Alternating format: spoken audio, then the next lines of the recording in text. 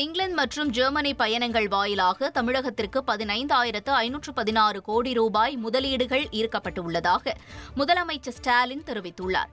லண்டனிலிருந்து உற்சாகமான செய்தி என முதலமைச்சர் ஸ்டாலின் எக்ஸ் தளத்தில் பதிவிட்டுள்ளார்.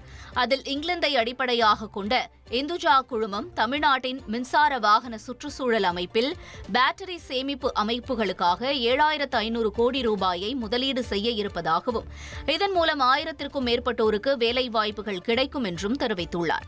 அதேபோல ஆஸ்ட்ராஜெனிகா நிறுவனத்தின் விரிவாக்கம் மற்றும் முந்தைய புரிந்துணர்வு ஒப்பந்தங்கள் போன்றவற்றால் இங்கிலாந்து மற்றும் ஜெர்மனி எழுச்சி பயணத்தின் வாயிலாக 15,516 கோடி ரூபாய் முதலீடுகள் ஈர்க்கப்பட்டுள்ளதாகவும் இதன் மூலம் 17,613 வேலைவாய்ப்புகள் நமது இளைஞர்களுக்காக உருவாக்கப்படும் என்றும் முதலமைச்சர் ஸ்டாலின் குறிப்பிட்டுள்ளார்.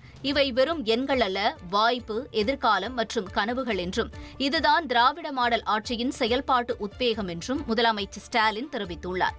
ஜெர்மனியில் 26 ஒப்பந்தங்கள், இங்கிலாந்தில் 7 ஒப்பந்தங்கள் என இரு நாடுகளுக்கான பயணத்தில் 33 புரிந்துணர்வு ஒப்பந்தங்கள் ஏற்படுத்தப்பட்டுள்ளன. ஜிஎஸ்டி சீர்திருத்தத்தால் நாட்டுக்கு மிகப்பெரிய நன்மை கிடைக்க உள்ளதாக மத்திய அமைச்சர் அஸ்வினி வைஷ்ணவ் தெரிவித்துள்ளார். தற்போது நாட்டின் மொத்த உள்நாட்டு உற்பத்தியான 330 லட்சம் கோடி ரூபாயில் சுமார் 202 கோடி நுகர்வின் மூலம் கிடைப்பதாக கூறிய அவர், ஜிஎஸ்டி குறைப்புக்கு பின் நுகர்வு 10% அதிகரித்தாலே மொத்த உள்நாட்டு உற்பத்தி 20 லட்சம் கோடி ரூபாய் அதிகரிக்கும் என கணித்துள்ளார். திருத்தப்பட்ட ஜிஎஸ்டி வரி வரும் 22ஆம் தேதி அமலுக்கு வருகிறது.